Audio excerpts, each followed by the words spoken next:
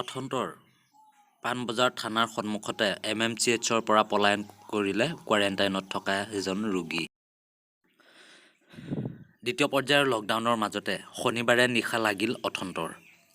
গুৱাহাটীৰ মহেন্দ্ৰ মোহন চৌধুৰী চিকিৎসালয়ৰ পৰা পলায়ন কৰিলে কোৱাৰেণ্টাইনত থকা এজন মণিপুৰী যুৱকে। চিকিৎসালয় সূত্ৰৰ পৰা জানিব পৰা মতে প্ৰস্ৰাৱ কৰিবলৈ যোৱাৰ অজুহাতত শৌচাগাৰলৈ গৈ তাৰ পৰা খিৰিকীৰে পলায়ন কৰে কোৱাৰেণ্টাইনৰ বাবে অনা এই যুৱকজন। এই চাঞ্চল্যকৰ কাণ্ডৰ পিছতে একাংশৰ প্ৰশ্ন, কোৱাৰেণ্টাইনৰ বাবে সৰু সজাই থকাৰ পিছত যুৱকজনক কিয় অনা হৈছিল মহেন্দ্ৰ মোহন চৌধুৰী চিকিৎসালয়লৈ? আনফালে কৰোনাৰ নামত থকা ইমান এখন বৃহৎ চৰকাৰী চিকিৎসালয়ৰ পৰা কেনেকৈ এজন যুৱক পলাবলৈ পালে, তাকে লৈ সৰ্বত্ৰে প্ৰতিক্ৰিয়াৰ সৃষ্টি হৈছে। বাতৰি লিখাৰ পৰলৈ পলাতক যুৱকজনৰ কোনো সংসত্ব উলিয়াব পৰা নাই আৰক্ষী প্ৰশাসনে। পাণবজাৰ থানাৰ সন্মুখৰ চৰকাৰী চিকিৎসালয়ৰ পৰা যুৱকজনে পলায়ন কৰা ঘটনাক গুৰুত্ব সহকাৰে লৈছে আৰক্ষী প্ৰশাসনে। আৰক্ষীয়ে মণিপুৰী যুৱকজনৰ সন্ধানত তীব্ৰতৰ কৰিছে তালাচী অভিযান। এই ঘটনা সন্দৰ্ভত আনুষ্ঠানিক মন্তব্যৰ অপেক্ষা কৰা হৈছে। আকৌ ছ'চিয়েল মিডিয়াত তোলপাৰ লগাইছে সাংসদ অভিনেত্ৰী নুসৰাত জাহানে। মুহূৰ্তৰ ভিতৰতে ছ'চিয়েল মিডিয়াত ভাইৰেল হৈ পৰিলে এই ভিডিঅ'। এইগৰাকী হৈছে সেই ছ'চিয়েল মিডিয়াত ভাইৰেল হোৱা অভিনেত্ৰীগৰাকী। ব্যস্ততাৰ মাজতো অনুৰাগীৰ বাবে উপহাৰ দিলে বিশেষ ভিডিঅ'। বেংগলী ছবিৰ জনপ্ৰিয় অভিনেত্ৰী তথা তৃণমূল কংগ্ৰেছৰ লোকসভাৰ সাংসদ নুসৰাত জাহানে প্ৰায় ছ'চিয়েল মিডিয়াত লাভ কৰে ব্যাপক চৰ্চা। এইবাৰ লকডাউনৰ মাজতে টিকটকত আকৰ্ষণীয় ৰূপত নৃত্য কৰিলে এই সাংসদগৰাকীয়ে।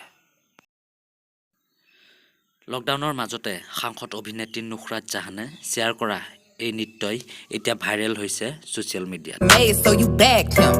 I'm a savage. Classy, bougie, ratchet. Sassy, moody, nasty. Acting stupid. What's happening? What's happening? I'm a savage. দিনটোৰ আৰু এটা গুৰুত্বপূৰ্ণ খবৰ হৈছে যে ২৭ এপ্ৰিলৰ সন্ধিয়া লোৱা হ'ব বিশেষ সিদ্ধান্ত। মন্ত্ৰী হিমন্ত বিশ্ব শৰ্মাই দিলে কিহৰ ইংগিত? ধুবুৰীৰ পৰা স্বাস্থ্যমন্ত্ৰী হিমন্ত বিশ্ব শৰ্মাৰ সংবাদমেলত মন্ত্ৰী হিমন্ত বিশ্ব শৰ্মাই ব্যৱসায়িকসকলক দোকান পোহাৰ নুখুলিবলৈ জনালে আহ্বান। মন্ত্ৰী শৰ্মাই জানিবলৈ দিয়া মতে এই সন্দৰ্ভত অহা ২৭ এপ্ৰিলৰ সন্ধিয়া লোৱা হ'ব সিদ্ধান্ত। প্ৰধানমন্ত্ৰীৰ সৈতে ভিডিঅ' কনফাৰেন্সিৰ পিছতহে লোৱা হ'ব এই সিদ্ধান্ত। সংবাদমেলত মন্ত্ৰী শৰ্মাৰ কেতবোৰ গুৰুত্বপূৰ্ণ মন্তব্য। ধুবুৰী টাউন চাপৰ বিলাসীপাৰাত হ'ব কৰোনা ভাইৰাছৰ ৰেণ্ডম টেষ্ট। ধুবুৰী আৰু কোকৰাঝাৰ জিলা হ'ব কৰোনা ভাইৰাছৰ ৰেণ্ডম টেষ্ট। ধুবুৰীত ৫জন লোকক কৰোনাত আক্ৰান্ত হৈছে। এতিয়া আটাইকেইজনকে কোৱাৰেণ্টাইনত ৰখা হৈছে। বক্সিহাট আৰু শ্ৰীৰামপুৰত কোৱাৰেণ্টাইন চেণ্টাৰ নিৰ্মাণ কাৰ্য আৰম্ভ হ'ব।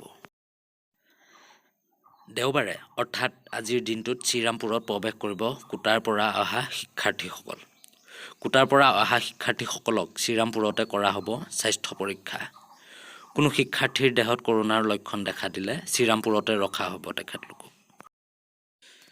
দিনটোৰ আৰু এটা গুৰুত্বপূৰ্ণ খবৰ হৈছে নিয়ম ভংগই যেন নিয়ম একাংশৰ। লকডাউনৰ এমাহত নিয়ম ভংগকাৰীৰ পৰা ১ কোটিৰো অধিক জৰিমনা সংগ্ৰহ কৰা হ'ব।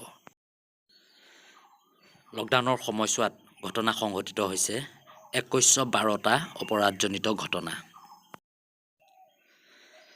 প্ৰধানমন্ত্ৰী নৰেন্দ্ৰ মোদীয়ে ১৫ এপ্ৰিলত দ্বিতীয় পৰ্যায়ৰ লকডাউন ঘোষণা কৰাৰ পিছতো একাংশ লোকে কোনো কাৰণ নোহোৱাকৈ ৰাজপথলৈ গাড়ী মটৰ লৈ ওলাই ফুৰিছে। ক'ভিড-১৯ৰ চেইনডাল ভংগ কৰাৰ বাবে দিয়া লকডাউনৰ উলংঘা কৰিছে ৰাজ্যৰ বহু লোকে। প্ৰথম পৰ্যায়ৰ লকডাউনৰ সমানে দ্বিতীয় পৰ্যায়তো একাংশ লোকে ভংগ কৰিছে আইন। তাৰ লগে লগে অসম আৰক্ষীয়ে সেইসকলৰ বিৰুদ্ধে গ্ৰহণ কৰিছে আইন ব্যৱস্থা।